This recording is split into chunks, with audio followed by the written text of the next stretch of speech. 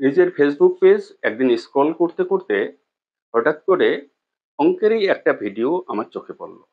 খুবই ছোট্ট এবং সাধারণ অঙ্ক, অথচ এক ম্যাথ মেকার, আমি চ্যানেলটার নাম বলছি না, এক ম্যাথ মেকার অর্থাৎ অঙ্কের বিশেষজ্ঞ বা অঙ্কের টিচার অঙ্কটিকে এত জটিলভাবে ছাত্রছাত্রীদের করে দেখাচ্ছে যে যেখানে যদি আমি নিজেও যদি এক অঙ্কের এক্সপার্ট হয়ে থাকি, অঙ্কের এক্সপার্টদেরও পর্যন্ত ভেবে অঙ্কটা করতে হবে।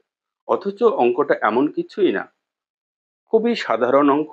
অঙ্কটা ছিল যতটুকু সম্ভবত পি কিউ এর 220%। তাহলে কিউ পি প্লাস কিউ এর কত পার্সেন্ট হবে? লক্ষ্য করো আমার ফেসবুক পেজে দেখা সেই ভিডিওটি, এবং আমি তোমাদের সম্পূর্ণ একটা নতুন পদ্ধতি করে দেখাচ্ছি। ভিডিওটি কন্টিনিউ করতে থাকো, তাহলেই এর ডিফারেন্সটুকু বুঝতে পারবে।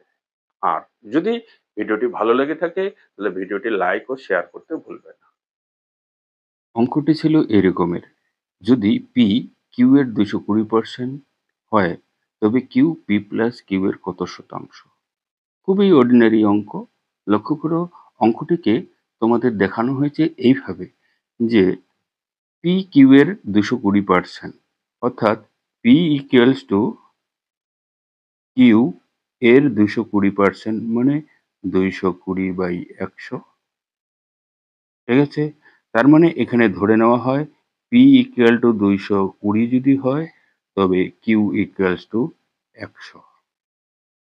এবার অঙ্কটাতে বলছে কিউ পি এর কত শতাংশ। তাহলে লিখলাম এখানে কিউ পি প্লাস কিউ এর কত শতাংশ divided P plus Q into 100। এই তো অঙ্কটার সমস্যা। এবার লক্ষ্য করো, এখানে কিউ এর মান বসিয়ে দাও তুমি 100, divided P plus Q. P এবং কিউ এর মান বসিয়ে দাও, সেখানে 320 দ্বারা ইন্টু 100। এবার এই অঙ্কটাকে যদি ক্যালকুলেশন করে নিই, আমি শূন্য শূন্য বাদ দিয়ে দিলাম। 4 8 32, 4 দিয়ে ভাগ দিয়ে দেবো, 4 25 100। আচ্ছা, 8কে ভাগ করব 2 দিয়ে, 4 হয়ে যাবে, 5 দুগুণে 10, 5 25 125 ডিভাইডেড 4। 125কে এবার 4 দিয়ে ভাগ করো, 3 4 12, তারপর নামলো 5, 5 অক্ষে 5, দশমিক 100 হয়ে যাবে, তার মানে 4 25 100, অর্থাৎ 31.25%। তো খেয়াল করো, এই অঙ্কটার এখানে এত বড় ক্যালকুলেশন করার কোনো প্রয়োজন হয় না। বোঝা গেল?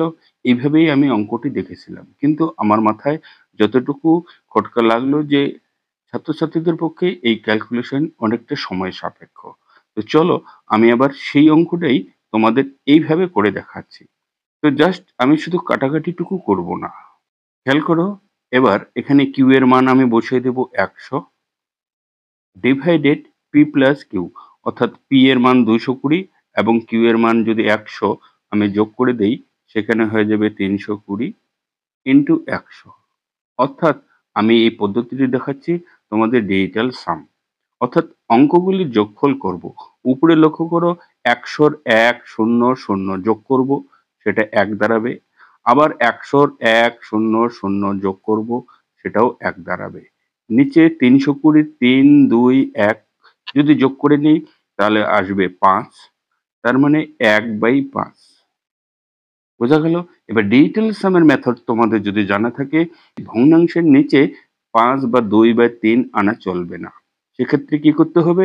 কোনো একটা সংখ্যা দিয়ে গুণ করে ভগ্নাংশের নিচের অংশ অর্থাৎ হরকে 1 করতে হবে। তাহলে হরকে 1 করার জন্য আমি উপরেও 2, নিচেও 2 দিয়ে গুণ করলাম। নিচে 2 দিয়ে গুণ করলে লক্ষ্য করো, 5 দুগুণে কত হচ্ছে? 10, আর 10-এর 1 আর 0 যোগ করলে 1 হয়। সুতরাং সে নিচের সংখ্যাটি ভুলে যাও। তাহলে ডিজিটাল সাম তোমাদের কত আসলো? ডিজিটাল সাম আসলো 2। বোঝা গেল? ডিজিটাল সাম আসলো 2। এবার সেই অপশনের সঙ্গে তুমি চেক করে নাও কোন অপশনটি ডিজিটাল সাম 2 আছে। প্রথম অপশনে 5 আর 2 যোগ করলে যোগফল হয় 7, 7 আর 3। দ্বিতীয় অপশনে 7 আর 3 10, 10 মানে 1 আর 0 যোগ করলে সেক্ষেত্রেও 1। তৃতীয় অপশনে 8 আর 1 9, সেটা তুমি বাদ দিতে পারো। 9 হলে আমরা বাদ দিয়ে দিই, 4 5 9, এটাও বাদ দিয়ে দিলাম, অর্থাৎ এটাকে 0 ধরা যায়। এই ডিজিটাল সাম আসলো 1, প্রথম অপশনে ডিজিটাল সাম আসছিল 7। লক্ষ্য করো তৃতীয় অপশনে 5 আর 3 8 আর 1 9, 5 আর 3 8 আর 1 9 বাদ দিয়ে দিলাম, ডিজিটাল সামে 2। খেয়াল করো, তাহলে আমাদের ডিজিটাল সামে অঙ্কতে আসলো 2, অপশনেও আছে 2, অর্থাৎ ডি নম্বর অপশন তোমাদের সঠিক অ্যান্সার। বলো এবার এই পদ্ধতিটি কেমন লাগলো? কোনো ধরনের ক্যালকুলেশন আমাদের কিন্তু করতে হলো না, জাস্ট অঙ্কগুলির যোগফল করেই আমরা সঠিক অপশনটি নির্ণয় করতে পারলাম। ভিডিওটি ভালো লাগলে ভিডিওটি লাইক ও শেয়ার করতে ভুলবে। দুই পদ্ধতি ভিডিওটি দেখে কোন পদ্ধতিটি তোমাদের কাছে সহজ বলে মনে হয়, এবং এই ডিজিটাল সামের যদি বেসিক কনসেপ্ট জানা না থাকে তাহলে তোমরা এই ভিডিওটি একবার চেক আউট করে নেবে। এই ভিডিওটির লিংক আমি এই ভিডিও ডেসক্রিপশন বক্সে দিয়ে দিচ্ছি। Thank you.